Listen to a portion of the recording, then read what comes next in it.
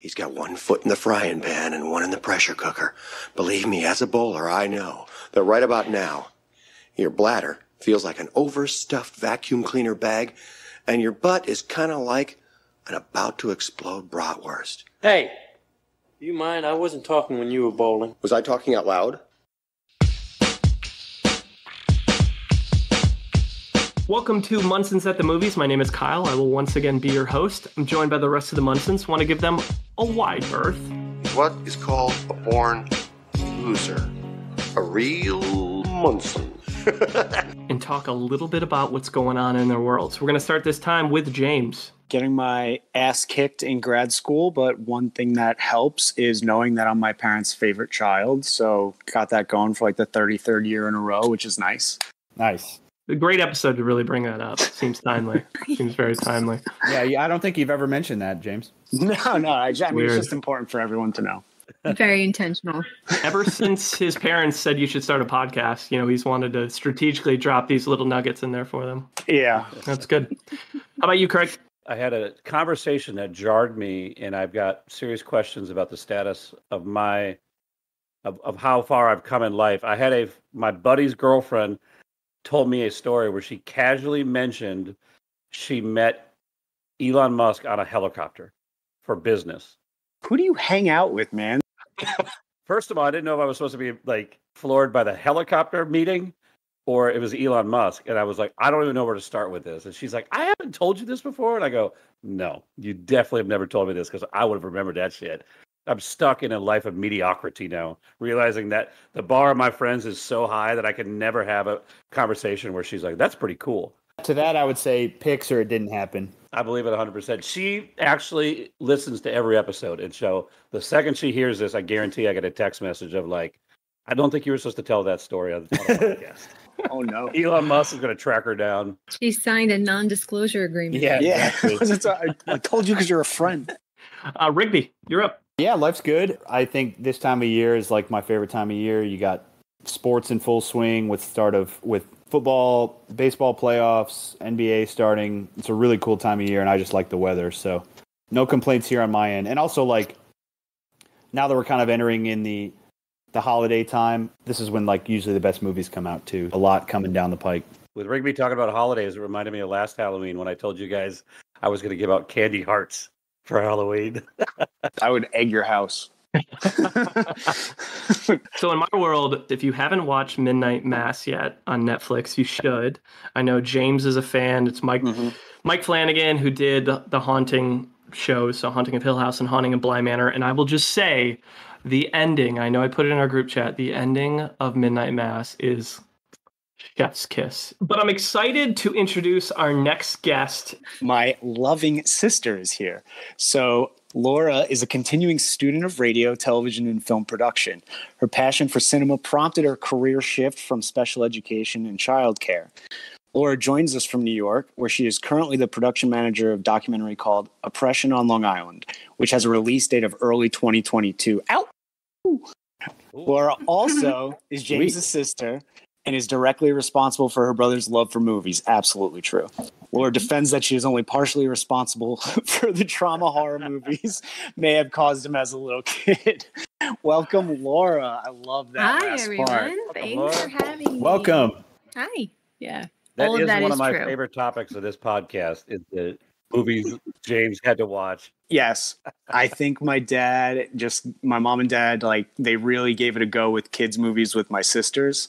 And then after that, like, 6-year gap, they were like, my sisters are teenagers and my parents were just like, I don't know, just watch whatever they're watching. And they're watching like adult movies. I'm like, okay. It's like fucking. It's like, I really think I would like to say I paved the way for for all of my siblings who are younger than I am, because my dad really he was like, here, Laura, you want to watch Silver Bullet? And I'm like 6 years old and I'm watching this horrific werewolf movie at such a young age. And I'm like, sure, James can watch it. I watched it. He can totally handle it. Laura, what is this documentary about? Yeah, so this documentary that I'm working on currently, we've interviewed a few historians on Long Island, and some of it has to do with, we did one segment on Camp Siegfried. It's a lot of local Long Island-based There was actually like a KKK clan that people don't often know about, but it really like was centered on Long Island. We just interviewed a man based on eugenics and learned a lot of different things. And it's been an interesting journey for sure. And I'm looking forward for it to be completed. Hopefully by January, we'll have everything up and running and ready to go. So damn, that's soon. That's badass. hopefully. Is that going to be on like PBS or what's it going to air on? So right now we're going to be doing it on streaming platforms, but like, Okay, cool. yeah. Yep. So PBS possibly. It depends on where we take it. We definitely want to do like local film festivals and things along that nature. I want to say it's eye-opening, things that I think most people who live where I live are not aware of. Laura, you're like the white whale. We've been looking to get you on here for a while, so I think James is going to take the victory that we've got you here. Hopefully we don't run you out by the time it's done. I'm really happy to be here. I know it's been a long time coming, and I'm really excited to finally get on here. This is great. Let's do it. Thanks for having me, guys. Let's go. Birthdays, October 7th. As we know, Warren's taking a little bit of hiatus from the pod. He'll rejoin us at some point. But in the meantime, Rigby's taken over the birthday segment. First up, we got Simon Cowell of American Idol fame. Everyone knows who this is, I would imagine. Always wears too tight of t-shirts, but that's another thing. How old is Simon Cowell turning on October 7th? I'm going to say he's older than 65. I'm going to go 68. I'm going to go with 64. Okay.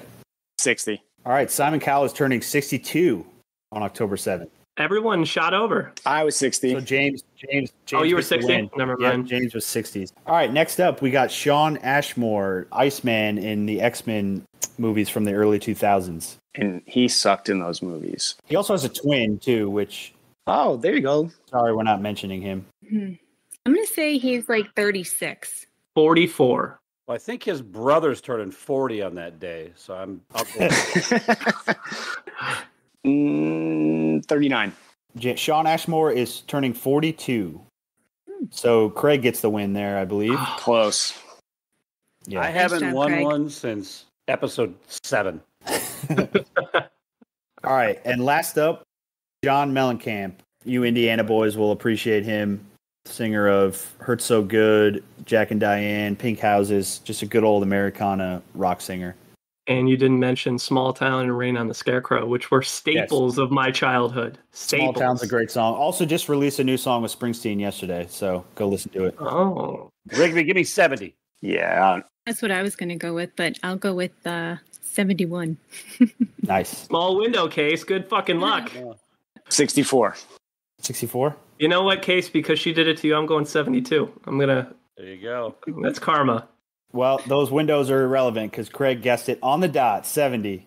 Oh! that a boy. You got to be faster, Laura. You got to be Nice faster job. next Oh, time. I know. Good job, Rigby. Happy birthday. 5 actors that we threw onto the wheel. They were Naomi Harris, Susan Sarandon, the podcast and seemed to be an audience favorite on Instagram, Amy McDowell, Tommy Tiny Lister, rest in peace, but it doesn't matter because the wheel has chosen Chloë Grace Moretz, which Laura so kindly decided to join us for. And if you listen to the last episode, you'll know James' scalding accusation was that Laura's all about the up-and-coming actress, and that's why she chose Chloë Grace. And we'll figure out why she chose her as we dig into this episode here. All right, James, hit us with a little bit of actor trivia. You guys know how this works, but for my sister, I will repeat these rules. So I'm going to read 2 truths and a lie. 2 of the facts are going to be about Chloë Grace Moretz, and 1 of the facts is going to be about one of the many stars from the Fast and Furious franchise. You guys just got to guess which one is that. Cool? Cool. Fact number 1 is mentioned by name in the rap song Grippin' on Wood by Pimp C. Fact number 2.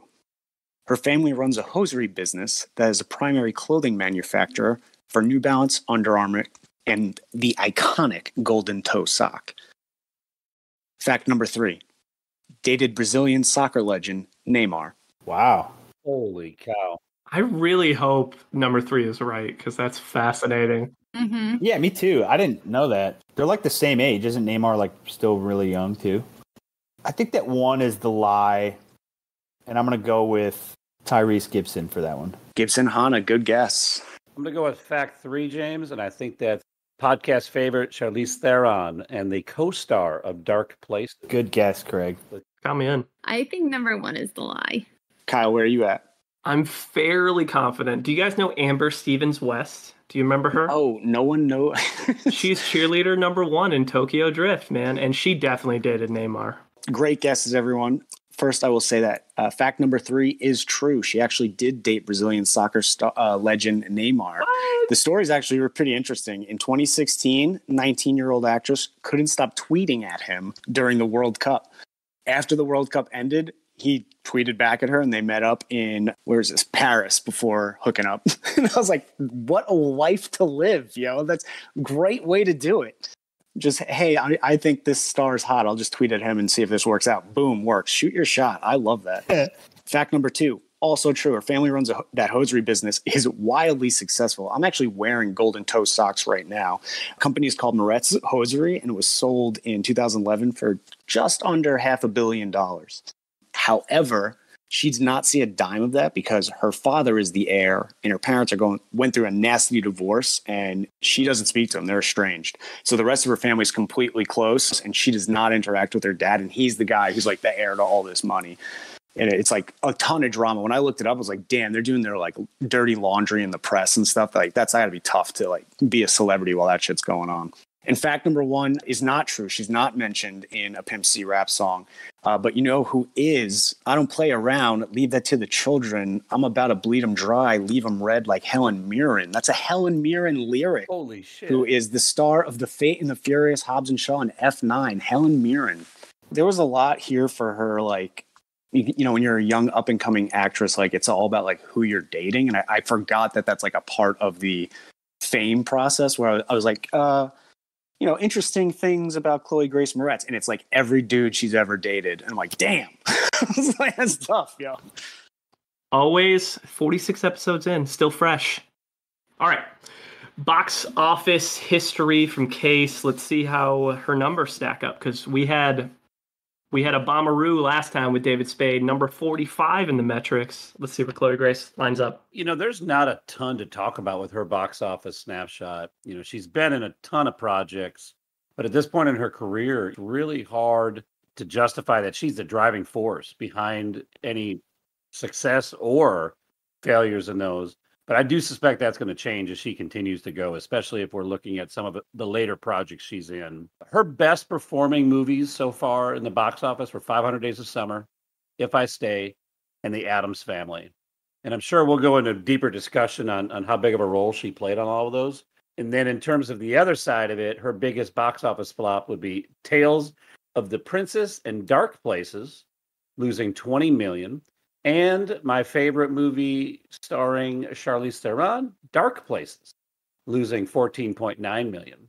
In our metrics, she comes in 29th for average film budget, 6th in Star Meter, which was a surprise to me. Whoa, I did not see that coming. Yeah.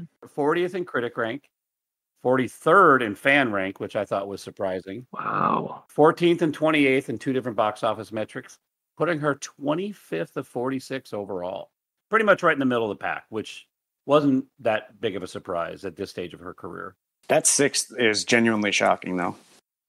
Totally shocking. Her Star Meter right now at time of recording is 216. I mean, Addams Family 2 is coming. Oh, that could be it. So that probably plays a role, too. There's that promo tour going on currently. Just to give you like a frame of reference of how popular she is, Kyle's Star Meter is 10,180,513.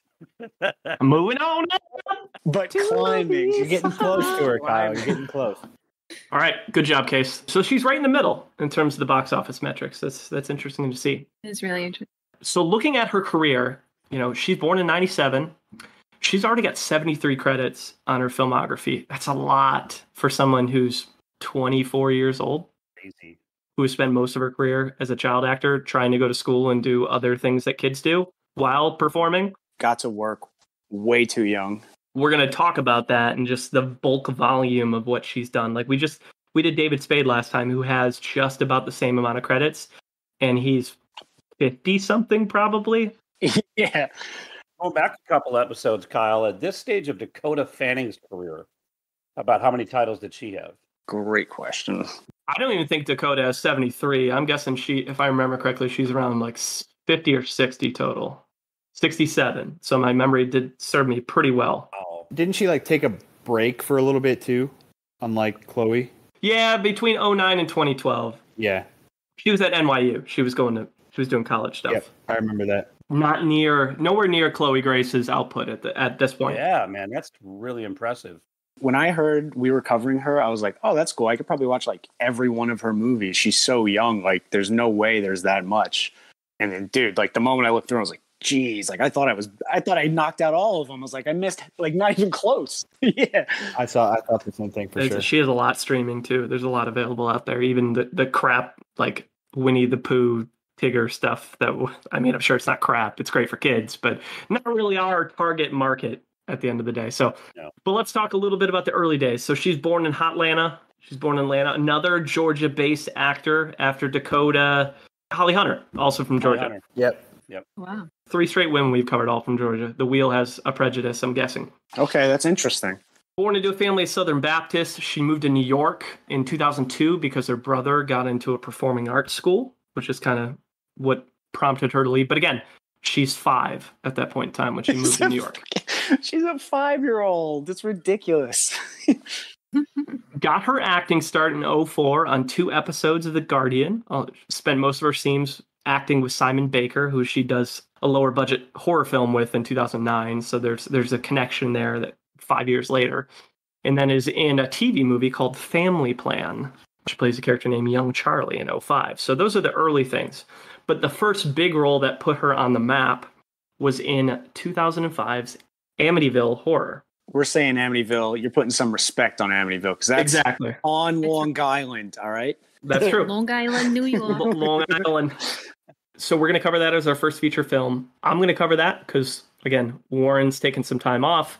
I'm going to take his review, and in this case, he had first feature. So Amityville Horror. I'll just quick synopsis on Amityville, and then I'm going to open it up to you all if you've seen it or if you know the story behind it. So in terms of the ratings on Rotten Tomatoes, not well reviewed.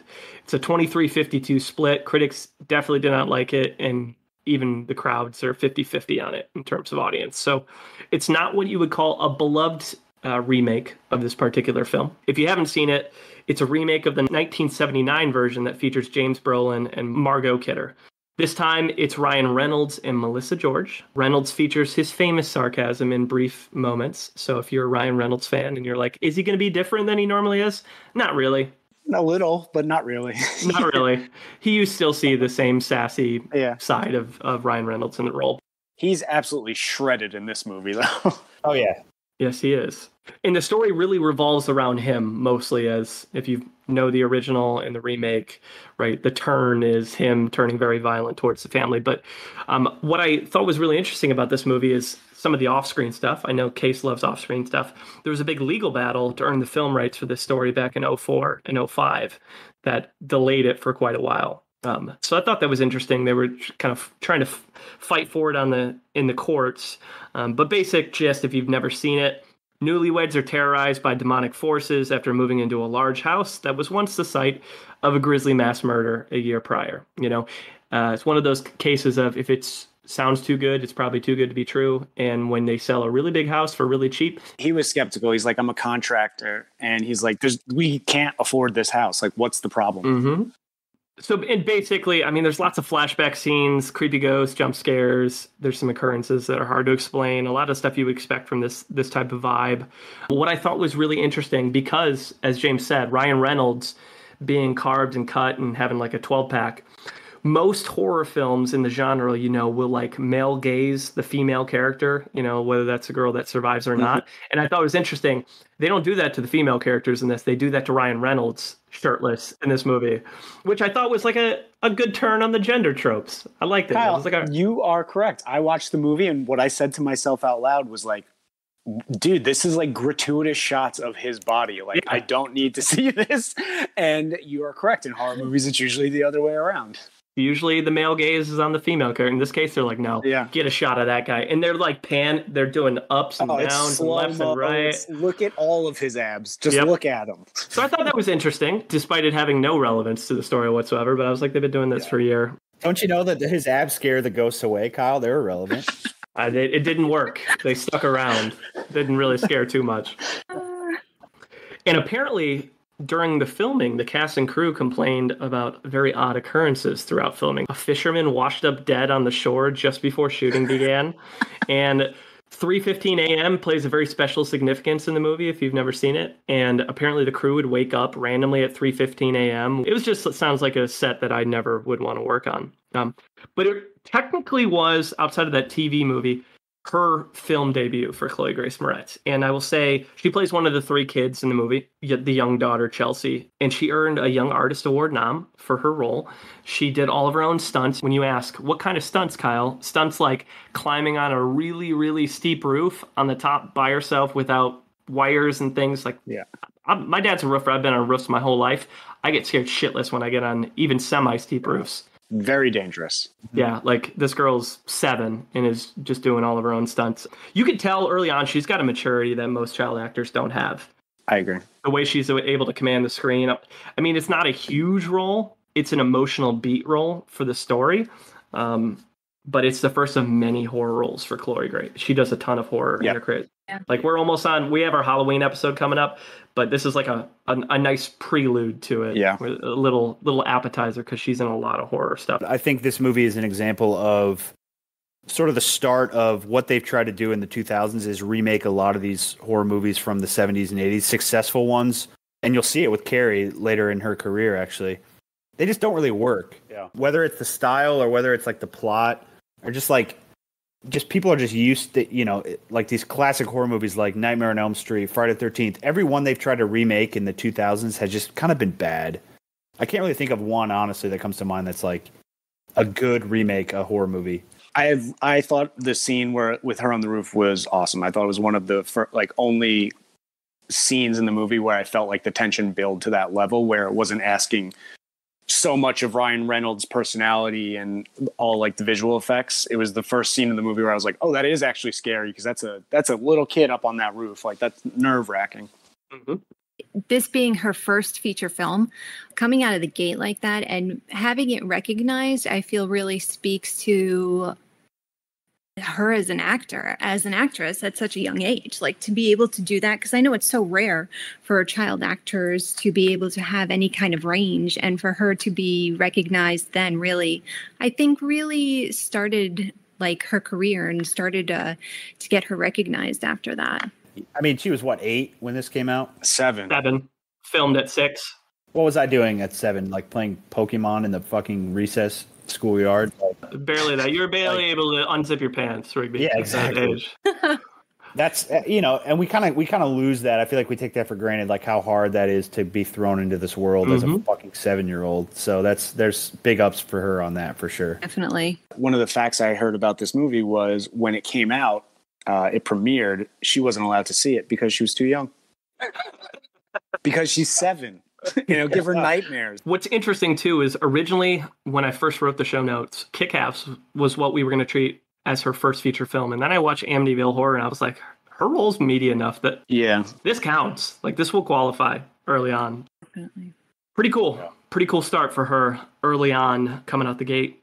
Next couple of years, 2005, same year, she did an episode of My Name is Earl. And then a year later, she was in Big Mama's House 2, played Carrie in kind of a fun role alongside Martin Lawrence in that one. Was this a prequel role to her character Carrie later? I didn't do the research on that one. Good call, Craig. It takes a turn. It takes a nasty turn, yeah. But then 2006, she's in another horror film, a child zombie film called Wicked Little Things. She plays Emma. Couple movies out of the gate. She's doing more TV. She's in a couple episodes of Desperate Housewives.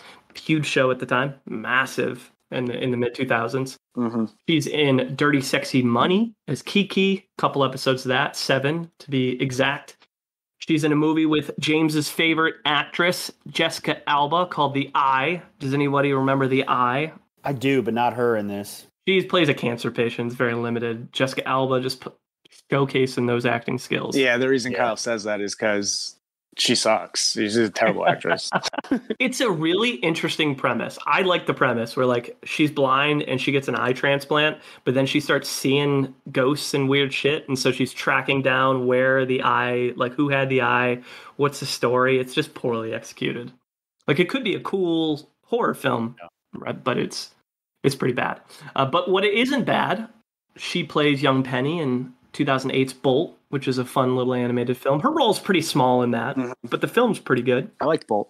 And if we had more time, I'd love to talk about Bolt, but she's not a big enough role in it. I think it's worth it. But she does play a big role in 500 Days of Summer as Rachel, JGL's sister/therapist. Yeah, very mature for that character, like, is specific. She's like the one who his friends call for his like mental health checks. And how old is she when this is being filmed? She's 11 at the time, I guess, right?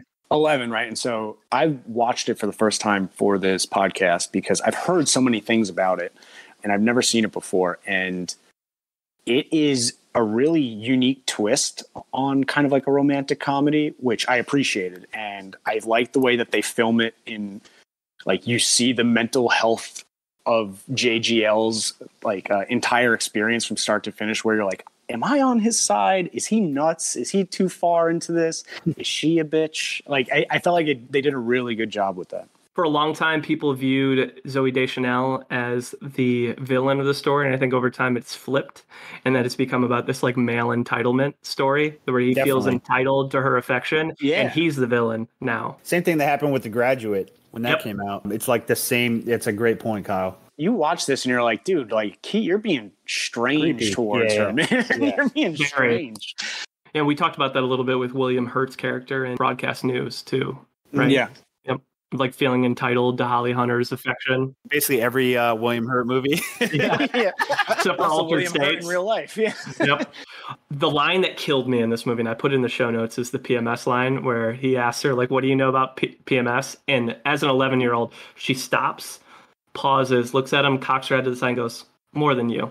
And I thought, like, that delivery for an 11-year-old, I was like, man, this girl's talented. That's excellent. Because I thought that was a good burn when he said that. He's like, oh, you're PMS? He's like, what do you know about that? And I was like, oh, she roasted him. That was nice. More than you.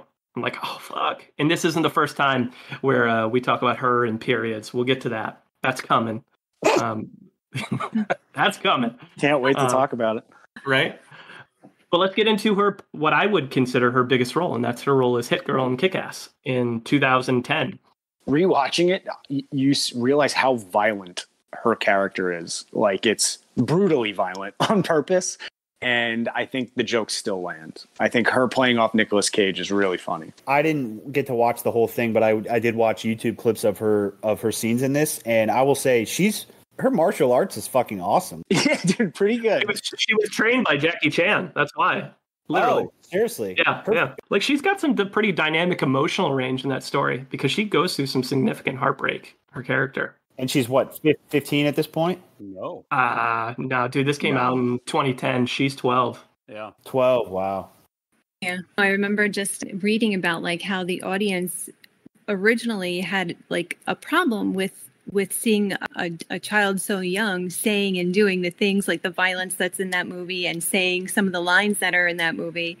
But really, I feel like that makes her character so amazing in Kick-Ass. 100%. Is you don't expect to see this or to hear these things come from her, and they do. And it really just, I think it definitely transcends the movie to another level. The scene where he asks her what she wants for her birthday, and she says a puppy. Dude, it's so good. And because I was literally just gonna say that. She says what? I want a puppy. And he has like a nerve. He like is so thrown back by it because he doesn't know how to react. I love that scene. I was fucking 100% just gonna say that. Laura was reading our minds because I was like, that's a perfect example of the movie. Yeah. Because you're like, she has a moment where she's a kid. And then she's like, no, I just want one of these. What are those knives called? I want that butterfly knife. Yeah, just give me a butterfly. Like, I'm going to get you two, honey. I'll get you two. Like, oh, good. I'll get you two. A dog. You're a rascal. To be like a legitimate action lead in a violent movie like this at 12 years old is bananas. It's wild. And opposite of Nick Cage. That's even more impressive. Because imagine how much pressure that would put on a young actor to be opposite of one of the biggest stars in movies. That's crazy. So it's 2010, and again, like most Munson shows, we don't mention everything. And so by this point, there's probably another, I'm going to say at least 10 to 12 other projects she's done in those 6 years from 04 to 2010. Very, very busy to the point where she got the label, I forget which magazine it was, but it said she is the busiest actress in Hollywood. At 12 years old, she's considered the busiest. She's in middle school. Like, this is ridiculous. At what point are you, I'm just thinking of this from like the parenting perspective. Are you just Neglect. like, yeah, like, is this a bad thing? Like, is this something to brag about at 12? You know, like, oh, I haven't seen my daughter in 6 years. She's in Spain filming a movie. You know, it's like, I don't know. They're like, weird. Should I be worried? And then they're like, oh, money. No, Yeah, I'm good. exactly. They don't need the money, man. They're fucking rich. Well, it sucks because it sounds like she made all the money. So a couple roles right after she got labeled busiest actress in Hollywood. She was Angie in Diary of a Wimpy Kid. It was a pretty big movie. She plays a pretty primary role in that. And then her second IMDb credit, a movie that James came over to my place to watch together. Old school bro date. That's right. We had a bro date to watch Let Me In, where she plays Abby, a child vampire. And it's a pretty decent little flick. Yeah, I enjoyed it. I love that movie. Yeah. Me too. I love her in that movie too. A remake of a Swedish film. Yeah. I saw the original as well, and I just love it. You know, it's an interesting character arc where I don't want to spoil anything for people because I think people should go watch it. I agree. Richard Jenkins plays the father, and you learn more about that story as it goes along. Just know it's a pretty dark tale. I mean, any movies about vampires can be dark, but it's Cody Smith McPhee. That's right, Cody Smith McPhee. And they have a nice chemistry, the two of them. In there. No, they actually do. I mean, that's the huge plot point of the movie. Without spoiling it, I'll say it's a vampire love story that is absolutely a horror movie the entire time. This was the first movie I saw her in where she really stuck out to me. Like, I remember seeing this back when it was released and thinking, wow, like, this was, like, I can't wait to see what else she does. So this was one of the movies that really resonated with me when I saw her in it. You know, again, coming from, like, Amityville Horror and doing this, I appreciate when that can be done. You know, when an actress can do these darker movies. Totally agree. She is so, like, she's creepy in it, and she's unsettling, and you know, it's this like pretty little girl, but at no point do you feel that way, like, because of how she plays the character. You watch it and you're like, oh man, she makes me uncomfortable. This boy should go get away from her, and it's really well done. So to your point, let's be thankful for Let Me In, because that's what brought Laura to us to do Chloë Grace. That's true. Without this, I don't think it would have happened. So that's cool. To Laura's other point about standing out, a movie that I don't think she stood out at all is Texas Killing Fields, because I watched this for the Jessica Chastain episode, and I thought it was an okay movie with Chastain, Sam Worthington, and Jeffrey Dean Morgan, but I had no clue she played the young girl in that. So it's a role, but it's kind of a nothing role at the end of the day. She's not asked to do much. I had totally forgotten who she was in that. Who the hell is picking her roles at this point? Because there's no consistency. I mean, yeah, there's consistency. There's dark and like scary movies. Yeah, we didn't even mention Room 6, Hallowed Ground, like very cheap, lower budget horror films that are built in there too. Meanwhile, she's also doing like Winnie the Pooh. Yeah, so she's doing a range of projects, including our lowest critic score, which the way this works for our guest Munsons, they will take generally whatever review I have. And in this case, I had lowest critic score. So every 5 episodes, one of our guests gets the shit end of the stick and has to take lowest critic score. And it just so happened that was Laura this time with the movie Hick from 2011. So Laura, tell us a little bit about Hazed my sister. Yeah, welcome to the pod. Thanks, guys. This is such a gem to watch. Hick was directed by Derek Martini, and it was also adapted by a novel. So it was a novel first. The novel itself did pretty well, but Hick delivers like a coming of age story of a 13-year-old girl named Luli, that's who Chloë Grace plays. So she's from this like rural South town, and she comes from an abusive family, and they're neglectful. And for her 13th birthday, they take her to a bar, and her uncle gives her a gun, and this like horrible scene plays out where she just ultimately wants to like run away from her life and escape her neglectful parents. So she decided, who I must say her mom is Juliette Lewis, which Juliette Lewis was awesome to see. You know, I love Juliette Lewis. And she wants to run away to Las Vegas and kind of hits the road and starts hitchhiking. And along the way, she meets like one deplorable character after another. It's just like this rotating door of what awkward and uncomfortable situation is this young girl going to get into now? And ultimately, this just sets the stage for really gritty and uncomfortable situations that, I don't know, it's like this dark theme that runs throughout the entire film of this girl's loss of innocence. And it was probably easier to stomach throughout the novel, but really, I don't think translates well at all to the screen, because it just, in my experience, left me uncomfortable. And I also felt like the storyline was hard to follow. It was pretty muddled. But where I did feel that despite the film's muddled storyline, I feel its weight really benefited from its like star power from its cast. And it really had some fascinating performances, like Eddie Redmayne, who I absolutely love, and Blake Lively. I thought her character was great. She did a wonderful job. I thought all three of the main characters were good, and I didn't like this movie at all. And I was like, the three actors, they did good. Like all three of the main actors were good. And I was like, I still don't like this movie though. Chloë Grace did a great job. Like I felt like, given what the story was, and as difficult as it was, like she had enough charisma and to keep me engaged, and her co-stars did as well, like Alec Baldwin, and I was just Ray surprised. McKinnon is in it. Yes, Ray McKinnon's a good Rory actor. Culkin. Yep, Rory Culkin was in it. That's who that was. Okay. Mm-hmm. And it was an age appropriate casting. I mean, they casted the right actors for the right age group for the story they're trying to tell.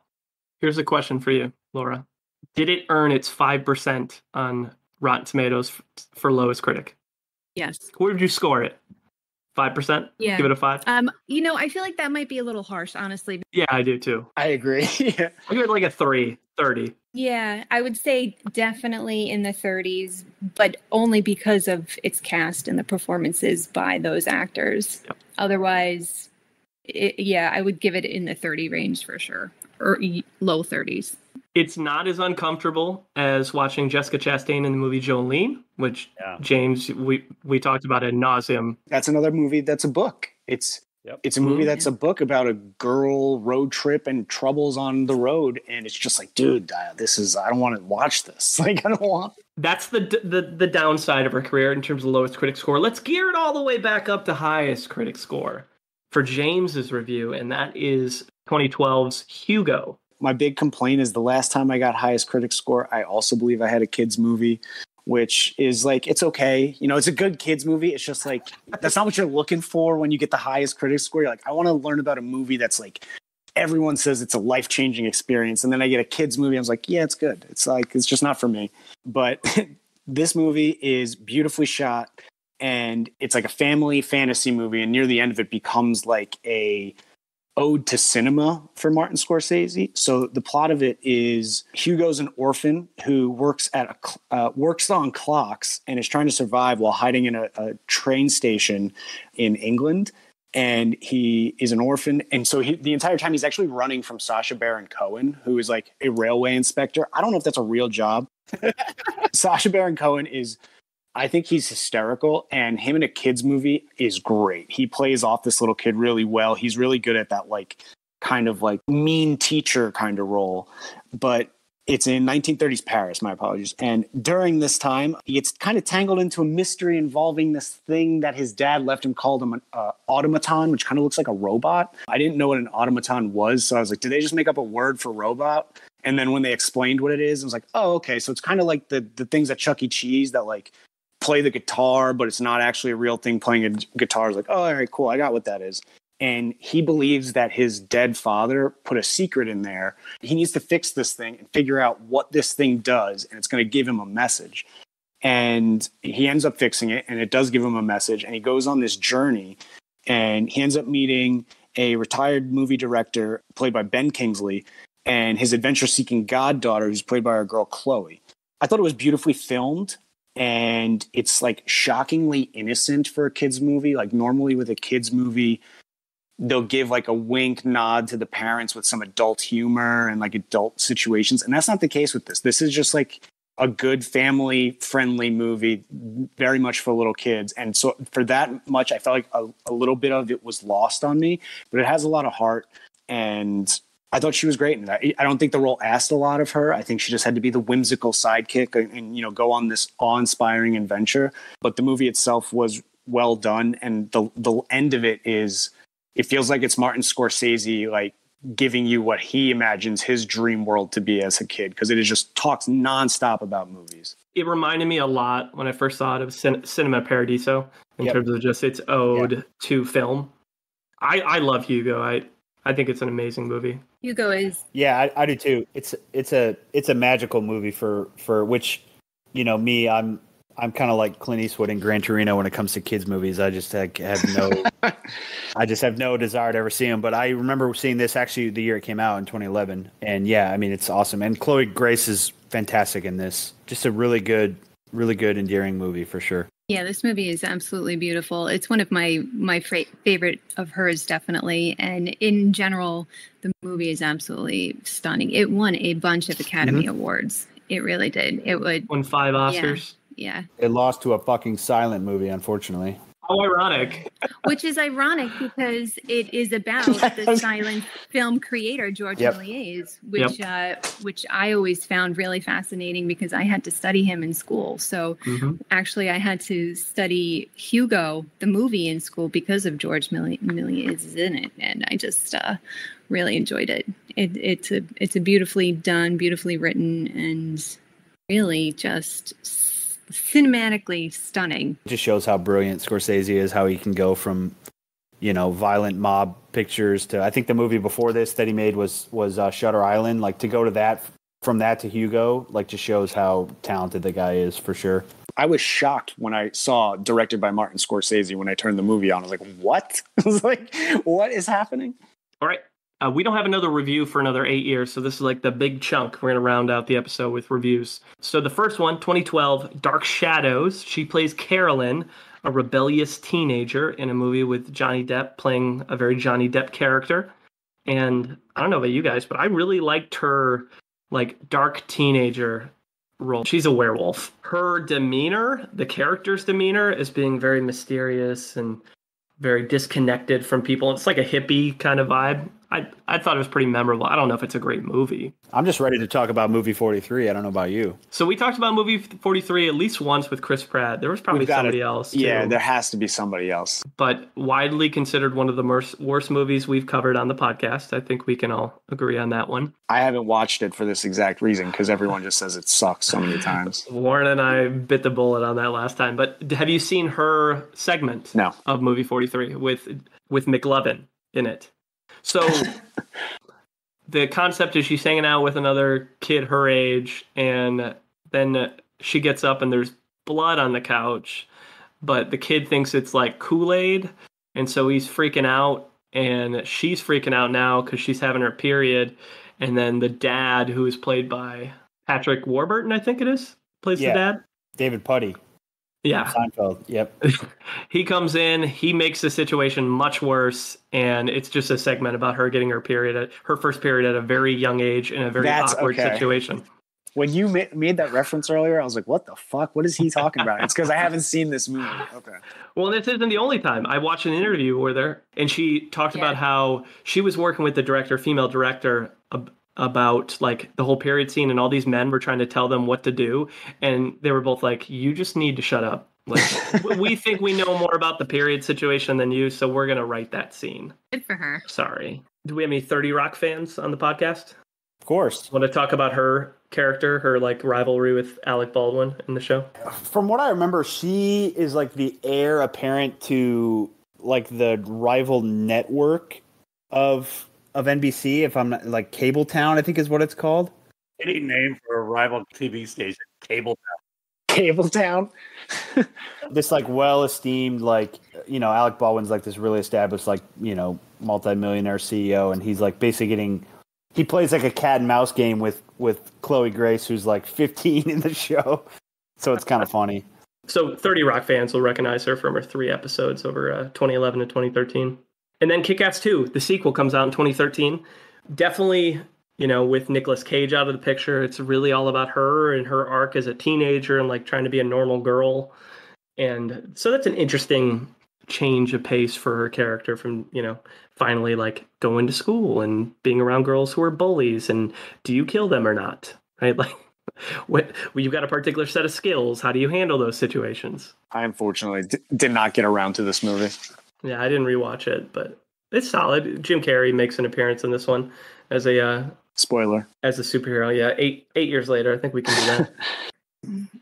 An appearance on American Dad in 2013, and then the movie that we just talked about a little bit ago, and that Rigby had mentioned earlier is maybe not a great adaptation, is her role as Carrie in Carrie. couldn't have a bigger role, though. I mean, a more important role in that movie. Yeah, no kidding. Title. The first one's so just creepy and good that it's really hard to follow up with something like this, I feel like. Mm-hmm. Yeah, the first one's iconic. Yeah. So, I mean, I get why they would remake it. Same year, she did first of a couple documentaries. She narrated a segment in Girl Rising. And then technically her highest critic score is The Tale of the Princess Kaguya.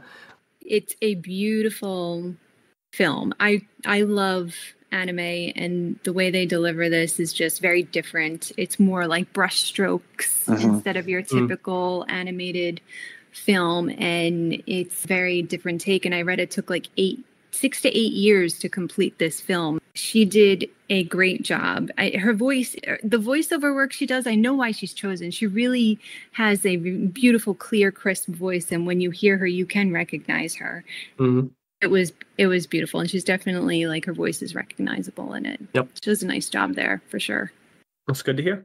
It is highest critic score technically. 2014, she crossed over with Sam Rockwell in Laggies, an indie film that's pretty solid. Works alongside Rockwell and Keira Knightley in that one. So it's a good one to check out if you haven't yet. And then she was named by Time Magazine as one of 25 most influential teens, just to give an idea of kind of what her pop culture impact was in 2014 at the age of 17. What a step down from being the busiest actress in Hollywood. Yeah. Only one of 25 this time. And then she does some off-Broadway work in 2014 as well. Stars in The Library in a starring role, which was a Soderbergh directed production, which is pretty cool.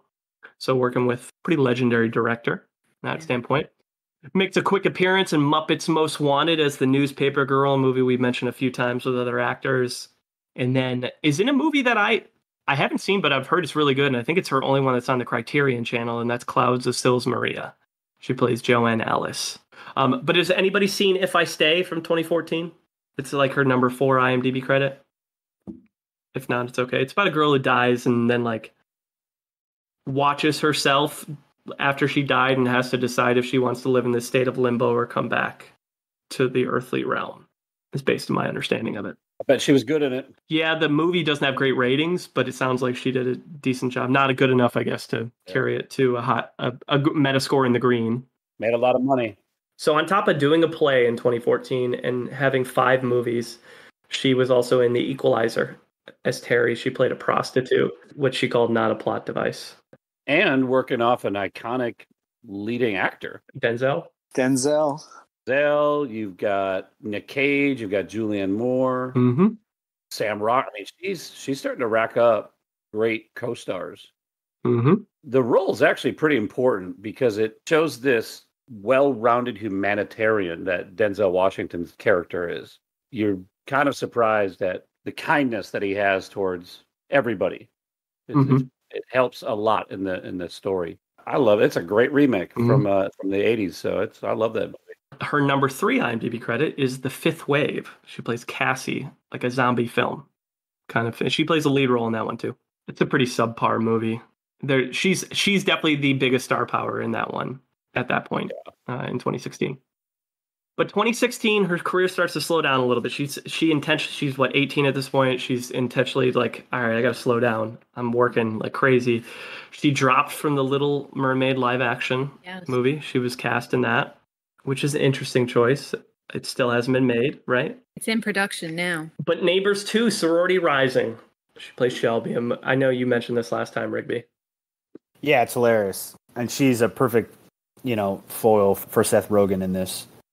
Mm-hmm. Not as funny as the first one, but still funny. Yeah, I thought it was still good, though. Yeah, it's funny, for sure. And Zac Efron's character is a little different in this, but it's still a good comedy, for sure. Again, I'm glad they hired a 19-year-old to play a college student and not hired the 29-year-old, which you see all the time. Oh, for sure. Yeah. She was definitely believable as, like, the overachieving, like, conniving sorority girl who wanted to, like, prove a point, Like, I think they casted her well in this. I saw an interview where she was like, one of the biggest things from moving from a child actor to an adult actor was just project choice. And she's like, Neighbors, while it wasn't like the meatiest role in the world, it was an adult human. And she was happy to play not a child in a movie. So yep. I think it marked this like goalpost checkpoint for her in her career, which I'm a 19-year-old playing a 19-year-old. This would be good for me. Yeah, it's nice to grow up. I could start to do some different stuff, because I've been acting my whole life at this point. Same year, though, she's in Brain on Fire as Susanna, a movie that was originally going to be Dakota Fanning, which I think is interesting since we covered Dakota. Rivalry? I don't know. That have been fascinating to compare and contrast on that one, but she's pretty good. There's a lot of physical work she has to do in Brain on Fire. Again, the movie's not that great. It's on Netflix. It has terrible ratings, but it's a true story about a girl who's dealing with a rare disease of her brain. And so she has to show that she's like slowly losing her mind scene after scene. Sounds like a tough role. It was. Yeah. It sounds like they act like that must have taken a lot from her to bring across. So like it's a slow draw out until the point where she's literally screaming at her coworkers. Her boss is played by Tyler Perry in the movie. And he does a pretty good job. How do you think she did in this role, Kyle? He does well. The movie is just, I don't think does the true story justice, unfortunately. And if you read the reviews, it's not great. She's perfectly fine in it. I think she's fine. I just don't think the story was told well.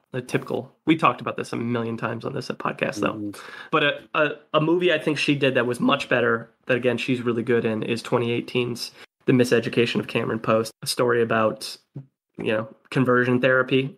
Yeah, it's one of those stories that it still goes on today, and it's just so odd that there's less that is like done to try to stop it. But I guess because it's like a religious belief, you can technically just, if you want to partake in this, you can. And it just sucks because it really fucks people up. But she plays like a teenage girl who's very clearly a lesbian, and she gets caught and sent to a conversion therapy camp.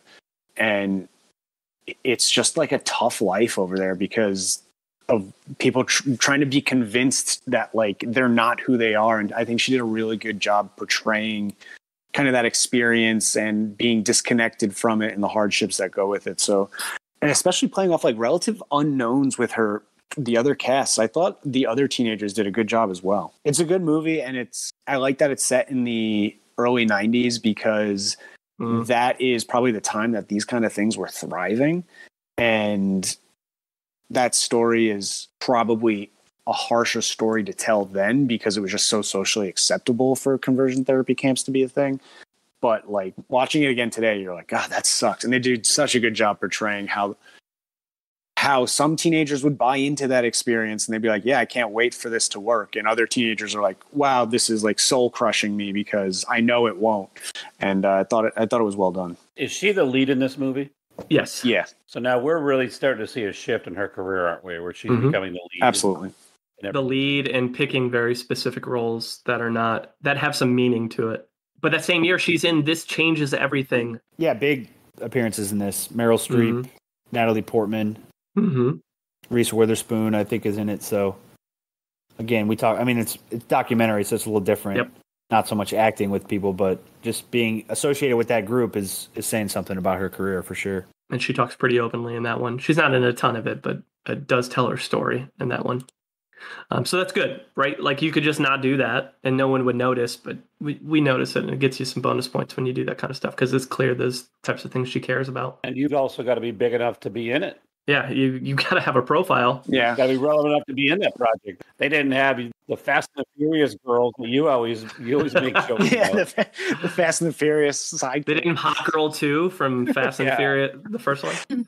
And that's incredibly impressive. And she's how old at this point? Early 20s? 19. No, she's born 97, so 21. Yeah. That's really impressive. She's still in her early 20s. The average age of every other actress in that is probably 45. Yeah. Like 40. Yeah. And she's 21. You know what I mean? It's really impressive that she definitely was on that panel. And, you know, I know that she is definitely like an advocate and a feminist and likes to be outspoken. Even for her, I'm sure that was like that had to have been an incredible experience to be a part of that. Mm-hmm. This was right around the time I think she was like, she went and like supported Hillary Clinton too, I believe. Yeah, she was a big surrogate. Absolutely. Well, this would have been 2 years before that because this was 2018, right? Right. Yeah, she did go to the Democratic Convention, though. It was probably right before it because this was probably filmed 2017. It came out in 2018. Yeah. So 2018, she's in Suspiria. She plays a character named Patricia, speaking some German. Any thoughts? Oh, loved it. Yeah, the movie fucked me up. It's like you should see the original, dude. The original is even more fucked up. This is good. Tilda Swinton in this is really creepy and good, but yeah, she's phenomenal in pretty much everything. I would recommend the Italian version for sure. Rigby, is it an iconic horror film? Mm-hmm. Yeah, in Italy it is. It's from the 70s. I think it's from like 77. It's about witches, Case. It's about witches. Yeah. So this is the third iconic horror film remake she's been a part of. Mm-hmm. Yeah. Pretty cool. Yeah. Yep. I really enjoyed this horror movie. I love Dakota Johnson is in it. I love Tilda Swinton, and I haven't seen the original, but I also do love Luca, who directed it, and he does such a good job at, you know, combining those eerie shots that I totally love seeing, and combining that with the, you know, with the music, and he really delivers it. It's like a slow burn. Her role in this is minor, even though the whole movie is about her. Yeah. Yeah, that's really interesting. Yeah.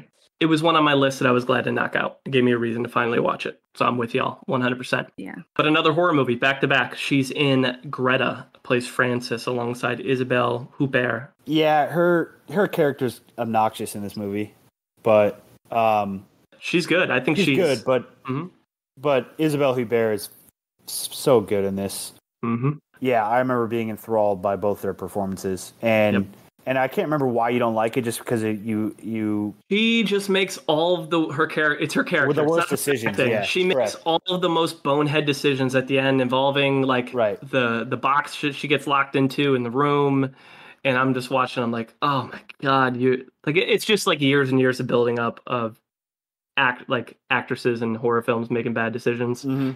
Don't do it. Don't. But what's funny is she went on the press junket. And she was really self-deprecating about it because they're like, you know, what did we learn from this movie? And she's like, yeah, just don't help your neighbors. Don't help out women in need next door. Like, don't answer your door. And so I appreciated that at least. But she did tell a funny story about waitressing because, you know, she's been child acting. She's never had a job.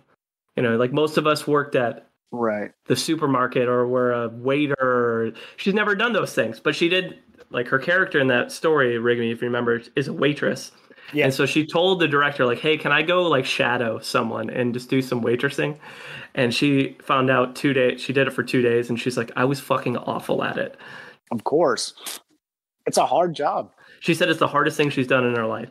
Dude, I see waitresses today and I'm still like, I don't know how you do this job. Wild. Yeah. This is the hardest job she's ever done. Remember, she was on the rooftop when she was 5 years old. And jumping off. Right. She also had to act in movie 43, so that's a pretty tough job from what I remember. Thank goodness it was just one segment. My goodness. And then the last project we'll talk about before we get into some final reviews is The Addams Family. She plays Wednesday voice role. She reprised it very recently in the one that's out in theaters right now. I could see a lot of her like Dark Shadows vibe going into that, but for those who have seen it, do we like her voice role as Wednesday in the Addams Family universe? I haven't seen it, but I know that my mother went to see it with my sister Laura's children, and she told me she did not enjoy the movie. Fair enough. Lark did not enjoy the movie. Fair enough. Little crossover with Janny here. I didn't enjoy the movie either. One of those few times where maybe it wasn't like an age appropriate, because like Wednesday's supposed to be, what, 14, 15 in canon? Oh, yeah, you're right. So she's like 8 years older. Mm-hmm. So maybe the one time. That's a good point. And then the last couple, BoJack Horseman, 1 episode, and then an animated series called Gaslight. She plays Danny in 10 episodes of that. All right, so largest critic gap is Shadow in the Cloud. It came out in 2020. Rigby has it, and it is an interesting movie. Yeah, so this is streaming on Hulu, so we'll get to that. But Shadow in the Cloud is a 2020 action, horror, science fiction, thriller, comedy, war movie. So if that sounds interesting, keep listening. The film takes place during World War II, and Chloë Grace Moretz plays pilot officer Maud Garrett. She actually has a British accent in this movie, which is interesting. But she is fighting in World War II, and she boards an Ally-led plane traveling from New Zealand to Samoa, and she's carrying this top-secret package. And on the rest of the flight are these chauvinistic men who refuse to even acknowledge her and make her sit in this like cockpit below the main cabin of the plane. It's in this fighter plane like you'd see in World War II. And as the flight is in the air, chaos ensues. You know, it ranges from, it starts with like simple gunfights with like a Japanese fighter plane, but then it turns into something a lot more sinister, like a gremlin who appears to start this almost bizarre Twilight Zone type subplot. Not even a subplot; it becomes the main plot of the movie, I should say. But it's something you don't see coming, and it makes it really interesting. It's an incredibly ambitious movie because there's no, like I mentioned in the outset, there's no genre that can be assigned to this. I don't really know whether to call it like a war movie, a feminist movie, because her character is very strong in this. She has to put up with a bunch of like dickhead guys who just don't really see her. They don't really take her seriously in it. It could also be a science fiction movie, as I mentioned, because it has like alien extraterrestrial aspect to it. But for some reason, the mixture of those genres in this movie seem to work. It's actually really endearing and kind of tender because you realize, and I'm not going to give it away because it's a new movie and it's streaming, and I think I recommend it, and I think people should watch it. But there's a hidden subplot to why you realize that she's actually on the plane. She's great in this role, and I think, you know, it's a pretty intense role because most of the movie takes place within like a 3x3 cockpit where she's literally stuck the whole movie, and you hear most of her dialogue is done in between her on screen and like the men that she's talking to in her headset. But her character comes off as totally believable and sympathetic, and so more power to her there for that. But I would say go check it out. It's on Hulu, and it's a pretty wild ride. It's definitely a fun sort of not really know what to expect when you get into it. But her performance was great. I really, really enjoyed her. And it's only an hour and 23 minutes. It's short. Yeah. It's very short. Very short. I'll say this. The movie opens with a fake PSA cartoon with like World War II soldiers and gremlins. So you kind of know what you're getting into. Very weird, yeah. Dude, really bizarre. I'm so fascinated by this movie. Just looking at the split on Rotten Tomatoes, there's 122 critic reviews. It's got 77% from critics. One, that shocks me because it's so all over the place. Yeah. And then the audience being 32%, it's a 45% difference. Like, audiences, I mean, I understand why audiences might not like this because there's so much going on, but I think that's what makes it fun. Yep. Yeah, I agree. I think it was really, I loved this movie. It's so cool. Yeah, I really loved it. I loved the whole sci-fi, strong feminine protagonist. It was definitely a wild ride. That's definitely a good way to put it. It was fascinating to watch. I didn't know what I was getting into when I first started it, but I was like hooked from the moment it started until the end. So I appreciate movies that just kind of lean into like B-movie banana land where they're like, no, this is what we're going to be, so just accept it, because it makes it fun and you're like, yeah, let's go on this ride. And the fact that they're able to keep it that confined yet get away with so many different genres like mixed together is so impressive. Like I was really kind of enthralled by that. As a creature flick, you see her do some like serious martial arts ass beating at the end too, which I was like, yes, let's go. It was like that moment. Again, I don't want to spoil things, but it catches you completely off guard. You're like, oh, girl's got skills. Let's go. Like, I wanted to hate it after 15 minutes. I was like, oh, I'm going to fucking hate this movie. And by the end, you're like, wow, I really like it. And I probably shouldn't, but it's fun. Yeah, I agree. I'm the same way. It's a good one. Yeah, it was a fun ride. Fun ride. I love how like our reviews, like we went from lowest critic to highest critic, and now we're going from largest critic gap to largest audience gap, all the way to Tom and Jerry, her most recent movie. And let's see what Case thinks of this audience gap film. Tom and Jerry is a 2021 live-action animated adaptation of the popular 80s and 90s cartoon by the same name. The movie focuses on the hilarious antics and adventures of a cat named Tom and a mouse named Jerry. This is the second attempt by Warner to make a Tom and Jerry theatrical movie. The cast in the movie is really fun with Michael Pena, Colin Jost, Rob Delaney, and several other prolific comedic actors. However, Chloe is clearly the headliner in this movie and the lead role. I won't get into the plot a lot because if I did, I would either sound like an insane person or I would sound like someone who spends my time watching animal torture videos. That being said, this was a really different role for her to play compared to some of the other ones that I've watched.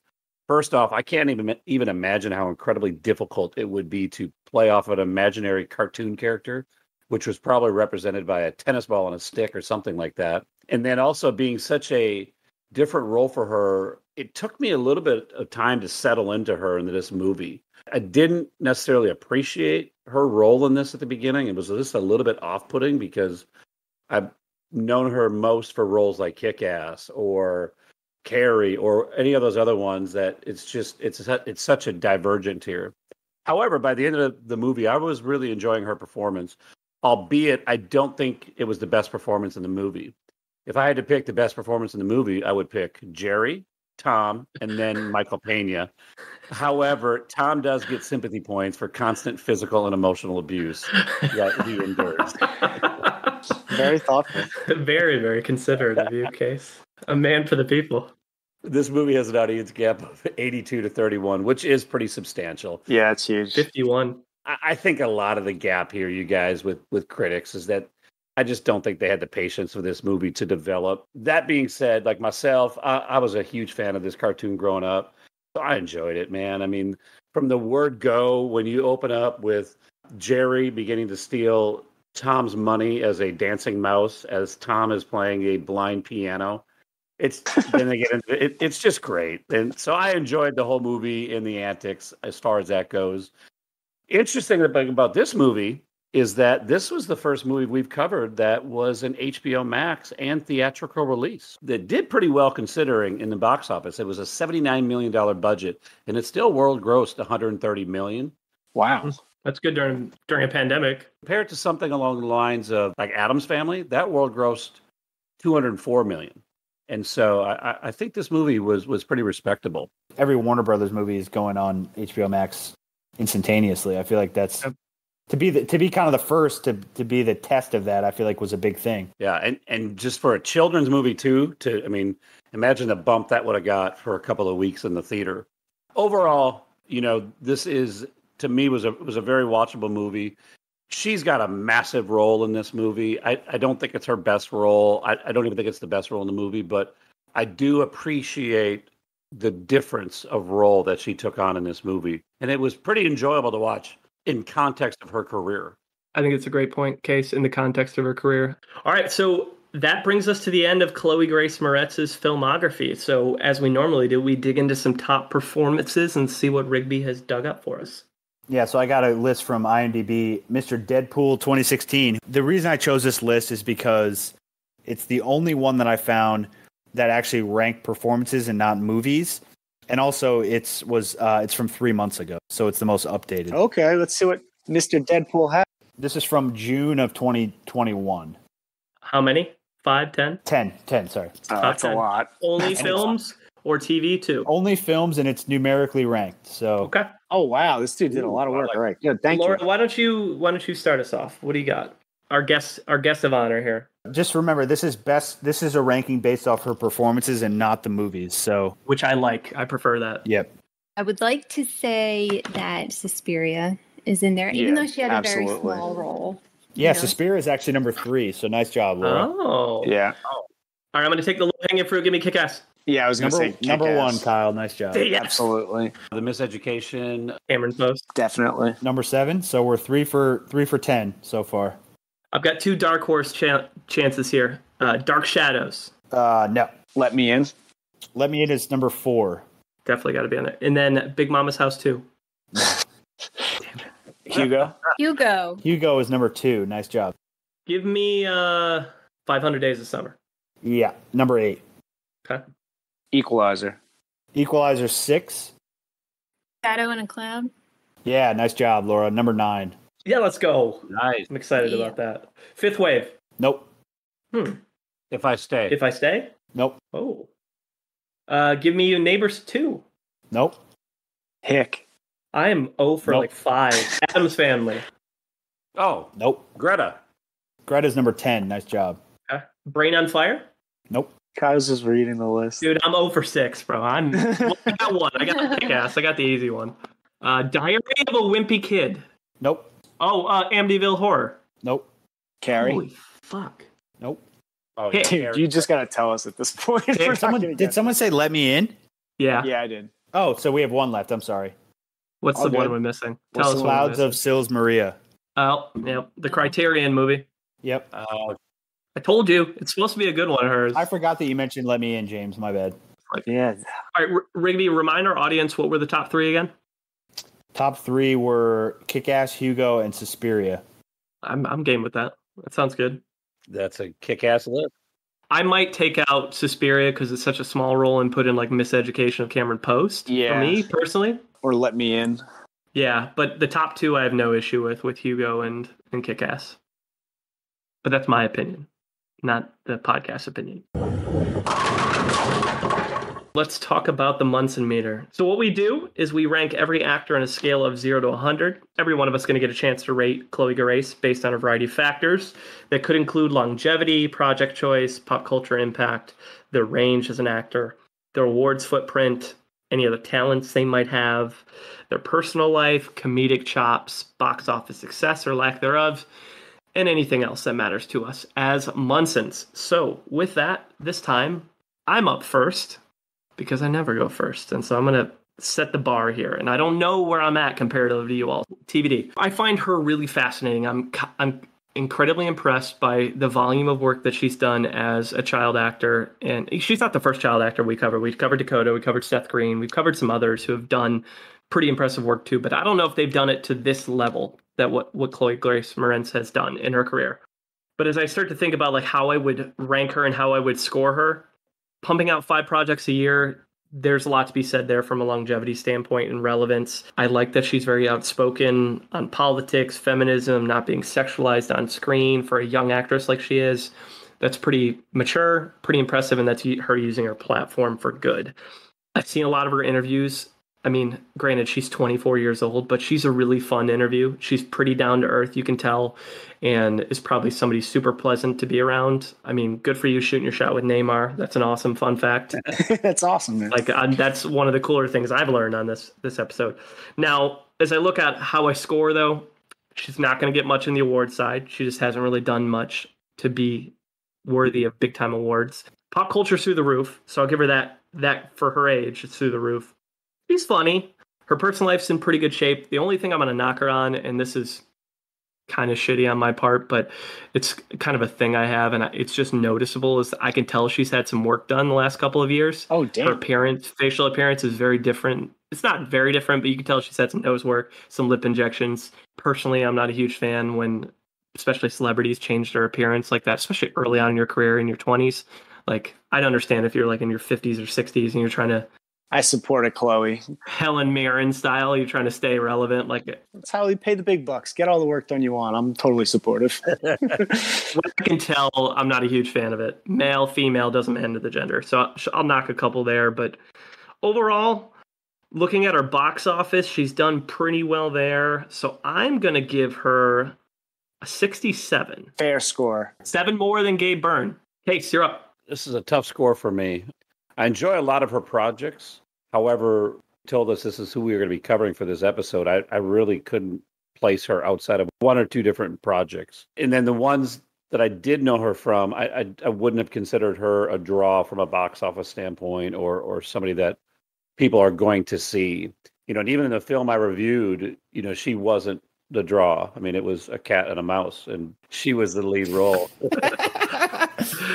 Damn, don't hold back. Like I talked about, her box office numbers are middle of the road. Her longevity is pretty impressive at such a young age. I love her selection of movies. I think it's really unique, and it's such an odd, eclectic career. However, it does seem like that's impacted her range a little. However, I do love the fact that a point of emphasis in her career so far has been horror, suspense, and off the beaten path action films like Kick-Ass. I love those things. With all that being said, though, my score is probably going to be a little bit lower than it would be a couple years from now, and I'm going to give her a 60. Laura, our guest Munson. So I really feel like both of your scores are definitely very accurate. And when I was going into this, I definitely felt the same way. I felt like it would be somewhere in the 60s, and I'm settling on a 64. I feel like she's really impressive so far, and yes, her range is all over the place. Definitely her, she has proven that she can do children's movies, voiceover work, and she can do horror, and she wants to be more in charge of the roles that she does. So she just doesn't want to pump out all of these movies anymore. She wants to sit down, think about it, and what message they portray in the future. So I think as she gets older, I think she's going to do really well, and I really can't wait to see what else she has in store for us. So I'm going with 64. Fair. Very fair. James, following the good sibling, following the maybe better sibling. It's kind of ironic. They followed each other in their reviews as well. That's very cute. It's adorable. Well, I feel bad now because I am going to have the lowest score, and I like her, and it makes me feel bad. Warren's not here, so someone has to take over that mantle. I'm just you never know. I could pull a wild card and pull out like a 40 one of these days. Yeah, I highly doubt it because Rigby, I can do math, and I know that that's just not going to happen. So I think she's been great in horror movies. I think that is her sweet spot. I think she plays really good, creepy characters. And maybe that was because she was just such a mature young kid, and seeing a creepy, mature young kid always works in horror movies. I really liked Miseducation of Cameron Post. I thought she did really well there. I just think some of these movies, like, she's a good actor in a horrific movie. And it is just like one of those things where it's like, do I falter for that on project choice? I don't know, maybe a little, maybe not at all, because if I was that age, I'd probably be doing the same thing. But yeah, she seems like a really good person based on everything I've read. And I wanted her to be one of those people that you like dunk on for being born into a filthy rich family, but then when you find out it's not that at all, and it's like the one thing that she says, like, with her chest probably is, in the press, is like, I don't talk to my dad, like, you don't even have to pretend this is a thing, and nothing else. Like that takes a lot of balls, and I appreciate someone like that. But I'm pumped for the future. I hope that she doesn't get pigeonholed into, just being in horror movies, but I do think it is her sweet spot, so I'm intrigued to see where it goes from here, but I give her a 56. Right. Rigby, round us out. I agree with James. I think horror is obviously her sweet spot, but I think she can use that for, like, the betterment, because I think, like, think of, like, someone like Natalie Portman or Mila Kunis, who starred in something like Black Swan. That movie was, like, scary and, like, freaky and weird, but, like, it was also critically acclaimed. And I think she is, like, one film role away from, like, starring in something like that, to the point where, like, she's literally nominated for an Oscar, whether it's supporting actress or best actress. So I think she has found, obviously, her niche in that genre, but I think she can use it, because horror movies today are only, I mean, this is like they're only getting better and better. Like with like the Blumhouse production stuff, like this is like the dawn of like the new good horror movie films. So I think she's within the top 5 of people who you would want to cast to star in something like that for sure. It's only a matter of if she's comfortable doing that or not, which I don't know if that's the case or not. But obviously she started when she was 7 years old. Like, there's something to be said about that. James, you mentioned that she's been the top role in a lot of bad movies, which I would agree with, which, sometimes look like hindsight is 20/20. Obviously, you don't obviously think that when you're being cast, but sometimes it's just the nature of the business. But I think she does get points for being real, which James mentioned, her honesty about her family. And also she's very politically active, I think, for good reasons. So all that being said, I'm going to give her a 69. So with that score, that gives Chloë Grace Moretz a 63.2, which puts her in 36th place between Dakota Fanning and Maya Rudolph. Dude, that's perfect. That's crazy. 2 child actors back to back. Yeah. And Seth Green's only a couple above him, too. He's 2 spots ahead of Dakota. How good are we? Seriously. Yeah, very interesting. So it's a little bit lower than her box office ranking of 28th. James, what does she have coming soon? She has a movie called Mother Android, completed this year. Don't know when it's coming out. That's actually the sequel to Aronofsky's movie with Jennifer Lawrence, right? Mother, I actually never saw jokes over here. Rigby, that was incredible delivery, by the way. Well done. And another movie called Love is a Gun, which is in pre-production. Love is a Gun will be interesting. She's playing Bonnie Parker of Bonnie and Clyde fame. Nice. Oh, okay. Well, biopic. All right, 5 actors that we're throwing onto the wheel. We've got our Halloween horror-themed episode we do every year coming up next for episode 47. Very excited for it. What is really cool about this episode, it's dropping on my birthday. So it's going to be a fun birthday guessing game for me when we record in a couple weeks. Pumped for that. Ken Watanabe is one of them. So wait, hold on. That's a cool person to share a birthday with. Yeah, man. That's There's the a couple cool part others. about this episode is it's your birthday. That's it. That's the only cool part. Yeah, all right. Nothing else. We did Danny Trejo a year ago. The other 4 actors, we just kept the other 4 on there and added Doug Jones. So we've got Tony Todd, Jamie Lee Curtis, Bruce Campbell, Nev Campbell, and Doug Jones. So of that list, we've seen most of this before. What do we like? What do we dislike? And we've got our guest is a little bit TBD. I think I've got somebody locked down, so we don't have that intel to run off of who they would pick.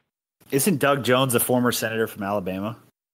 Man, he's really gained some weight since his acting days. That's all I can gather on that. I had to look up who Doug Jones is, and the first thing that pops up in Google is, has Doug Jones ever played a human? And the dude's been in like 100 movies. He's in every... He plays like a monster in everything. Think of a monster in a horror film, it's probably Doug Jones. Yeah, dude, it's all him. Like Hellboy, Shape of Water. That's great. Pan's Labyrinth. Oh, yeah, he was. That's who he was. Eyes. Yeah, with the eyes. I don't want to do him. I hope we don't do him.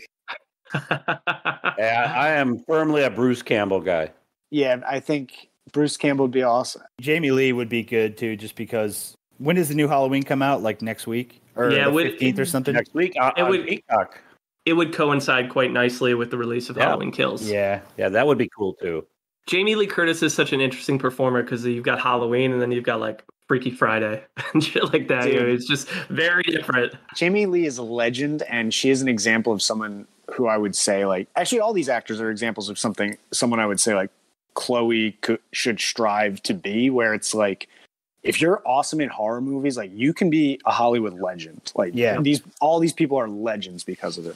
I'd love to do Tony Todd because I think that Final Destination, in addition to Candyman, Final Destination is an awesome horror movie, and he's creepy as fuck in that movie. Yeah, it would make for some good spooky season watching for us. Yep. That's really what we're doing. We just want to have some spooky season watching. Yep. And Nev Campbell, they're going to release the Scream 5 trailer at the showings of the latest, like the original Scream 20-year anniversary here in like 2 weeks. So that would be good timing for that too. What a fascinating career. Jamie Lee Curtis and Bruce Campbell, they're part of 2 franchises that are some of the longest franchises in the history of movies. Mm-hmm. The Evil Dead franchise and the Halloween franchise are like 5 decades long. Yeah, I love the Evil Dead movies, especially the second one. The second one's a real month. Laura, what do you got? What are you thinking? You had to pick. I would love to hear you guys do Bruce Campbell. And Yeah. I think that would be a lot of fun for Halloween. Yeah. And definitely for spooky season. And he's done some really, really cool stuff. Yeah, we're big. I mean, I named my dog Ash Yeah. After the character in Evil Dead. It's a great character. Regardless, you know, we don't decide, guests don't decide, Laura doesn't decide, the wheel decides, and we'll see where it goes. Sometimes we'll decide. Laura, it's been phenomenal. Thanks for hanging with us through this. Any, again, Hot One style cameras, but not really. Any plugs, words of wisdom for our audience? This is your time to shine. Oh, no, I just want to say thank you guys. This was a lot of fun, and I'm really glad that I was able to come on here. It's really fascinating to really get with people who are like-minded as myself and love film and everything as much as I do. So this was a lot of fun. I would love to come on again sometime. That would be great. Yeah, absolutely. I'd love to have you. No, you were great. This was fantastic. This was a lot of fun. Like, I smiled and laughed a ton during this episode. Yeah, dude. Doing it with the video on is substantially harder for me because I love having conversations with people and I can't stop talking over you guys, and I apologize. I think it's so much better. I agree. I like having the cameras on. It's nice to be able to see you guys. Yeah. Well, Laura, it was awesome having you. Thanks for joining us. Yeah, thank you. Yep, you were awesome, Laura. Thanks, guys. This is a lot of fun. Well, as always, you can find us on Twitter, Munson's at Movies. You can catch us on the IG, Munson's at the Movies. You can email us, munsonsatthemovies@gmail.com. Any final thoughts from Chloë Grace Moretz? You're weird. Munson's out. All right, let's go. Thank you for the education, gentlemen. We've just received a PhD in stupidity. Doctor, shall we?